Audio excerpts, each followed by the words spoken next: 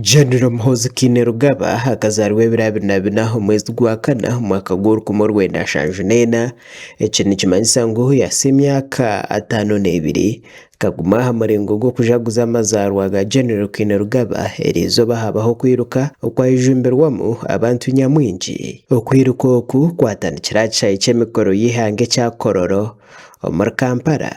Omu butumwa bwa General Muhoozi Kainerugaba obwashoma omuhwezi wa sipiika w'ishengero ry'eihanga Right Honorable Thomas Tayebwa yasiima abanya-Uganda okusharamu kukuuma obusingye omu bwire bw'akaruru n'obuhabiireho abamwe okutiiniisirizibwa.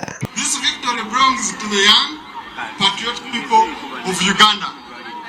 You who turned out in massive numbers, who believed in peace, stability and the future of our nation. You rejected chaos and fear and embraced continuity. The whole country is peaceful, secure and prospering. I thank Ugandans from all walks of life for keeping the peace and for working with us closely achieving. Therefore, let us celebrate the win that our country has responsibly gotten with unity and joy. General Muhoozi Kainerugaba yagaruka yasiima abanya-Uganda ab'okushagika His Excellency Yoweri Kaguta Museveni hamwe na NRM omu karuru niko kweta abantu kwija omu bwingi aha kurahira kwa President Museveni. We now look forward to the swearing-in ceremony in May. This is a historic moment.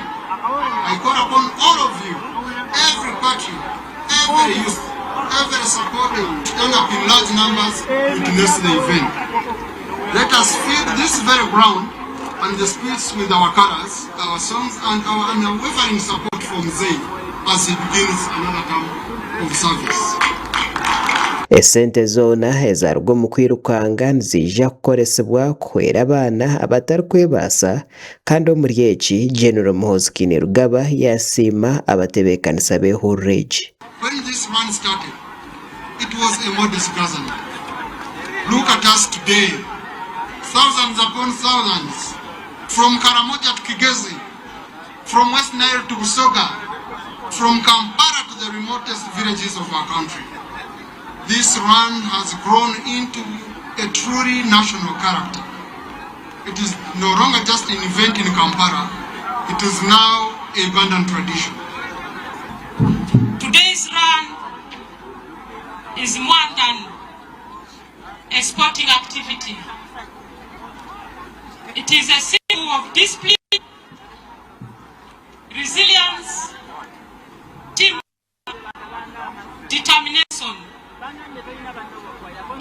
Abasinga omu kwiruka kw'abakazi n'abashaija boona baatunga ebirabo bya sente obwo buri omwe owaba nabo okubanza yaba naatunga miliyoni emwe. So omukyala yabangudde Chemutai Fabia ava mu police miliyoni emu. Owokubiri Aguyo Judith ava mu prisons emitwalo 5. Bingi bizire n'abasiima General Muhoozi Kainerugaba ahabwe byakoreire ihanga omu butumwa bweye bw'okumukurusya okusiima emyaka 52 obwarabize aha mukutu gwa X omwebembezi w'ihanga asimbire General Muhoozi Kainerugaba ahabw'okukora obucweka ihembe okurwanisa obushomankuzi omu mahe hamwe n'okwongyera amahe g'eihanga amaani hamwe n'obukugu.